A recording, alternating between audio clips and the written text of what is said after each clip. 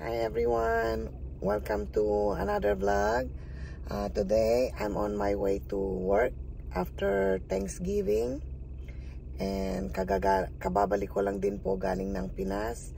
Hindi na po ako nakapag-vlog yung sa Pilipinas kasi naging super busy na po kami sa preparation ng wedding ng anak ko, and kaya super busy po yun. Ito, nakabalik na ako sa Amerika uli and back to work. Wala pong pasok ang mga bata, kaya ngayon ang plano ay dadalhin ko sila sa park.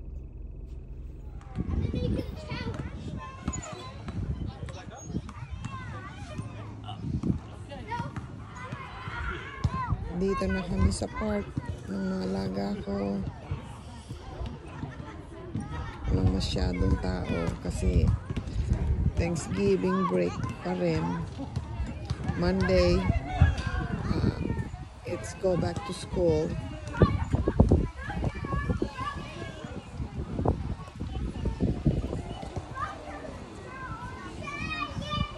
Kaalis lang nung Vice President of the United States. Ang daming bodyguard. Dito kasi si Kamala Harris kasama niya yung kanyang mga apo. Hindi naman natin pwedeng video at baka mamaya i-grab agad yung ating phone, di ba? Kala nila pero meron pang mga bodyguard na tira yun. Kaalis lang niya.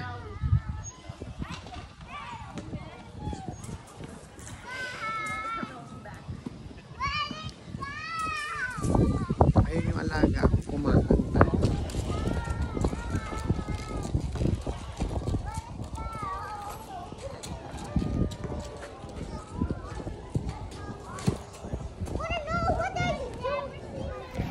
Ako naman, ito guys, nakaupo habang pinapanood yung aking mga alaga naglalaro sa park.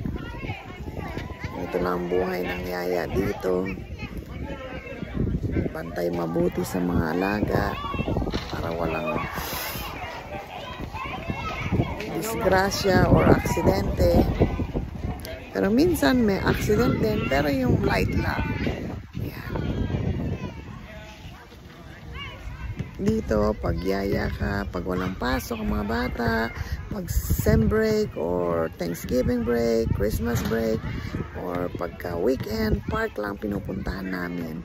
Hindi kami nagmo-mall. Hindi katulad dyan sa Pilipinas, diba? Dadalhin natin mga anak natin sa sa mall, dadalhin natin sa time zone or sa kids zone. Yan. Dito hindi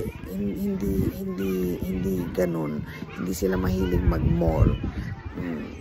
Pwedeng dalhin pa sa zoo or sa mga aquarium, pero mostly laging park lang ang pinupuntahan namin.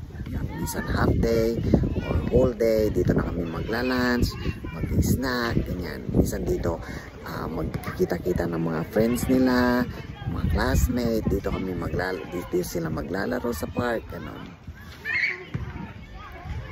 Hindi katulad yan pag sinabi mong park, 'di ba? Isa lang yung Rizal Park, gano'n, pero hindi bata ang mga, hindi talaga pang bata. I mean, yung maglalakad-lakad ka or dito meron talagang mayroon swing, mayroon slide, yan. Meron kang, magdadala kami ng sand toys para sa mga, pwede kami maglaro sila sa buhangin, bibigyan namin sila ng tubig, gano'n. Pero masaya na sila. Alam mo, mababaw lang mga bata dito. Dali mo sa park, naku, tuwang-tuwa na sila. Hindi katulad sa atin, no? Kung maboboard sila agad siguro pag dinala mo sa park kung meron man. Laging mall, di ba? Yun. Gusto nila yung mga time zone, kakain sa mga Jollibee, ganun.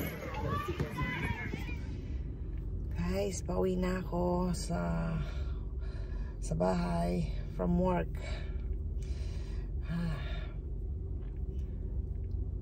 Naka 9 hours ako ngayon. Kasi pag walang pasok ang mga bata, mas long hours ako. Sana hindi ako matraffic.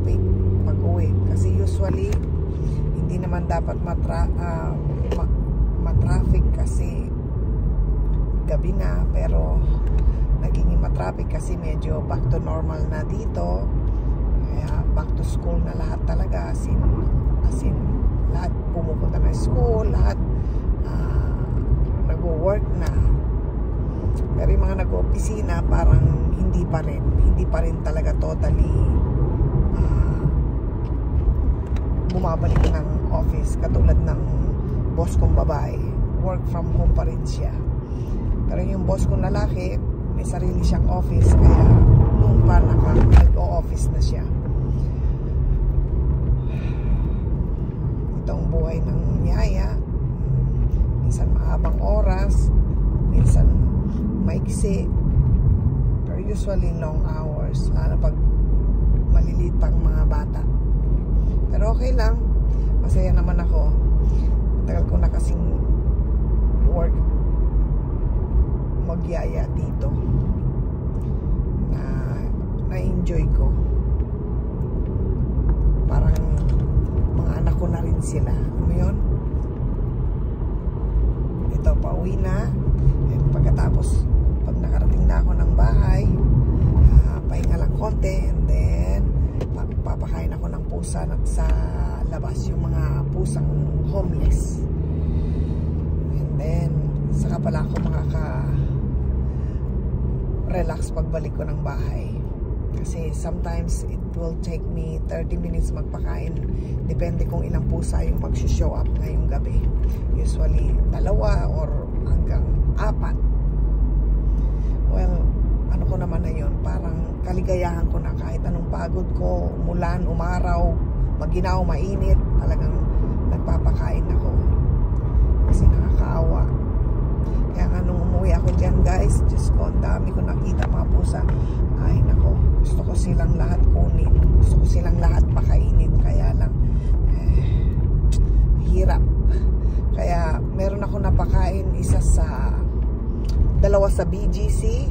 Napakain ko yun ng patago kasi bawal daw magpakain doon, nakalagay doon sa parang poste, do not feed the cats. Pero ang gusto ko mapakain kasi yung mga talagang alata mong gutom na gutom, yung talagang naghahanap ng pagkain pero wala silang mahanap, ganon. Yun, meron akong napakain din kahit papaano dyan nung nandyan ako sa Pinas. 3 sila, hindi man gabi-gabi, pero at least napakain ko sila during na 2 weeks kong stay. So kahit pa paano okay na. Pero kaya nga tuwing sasakay ako ng sasakyan doon, ng Grab or ng sasakyan ng son-in-law ko, ayoko nang tumingin sa labas kasi alam ko makakita na naman ako ng aso or ng pusa. Mas marami pusa. Naawa ko, hindi ko naman, syempre, alam mo yon. Pero anyway, okay. Gusto kong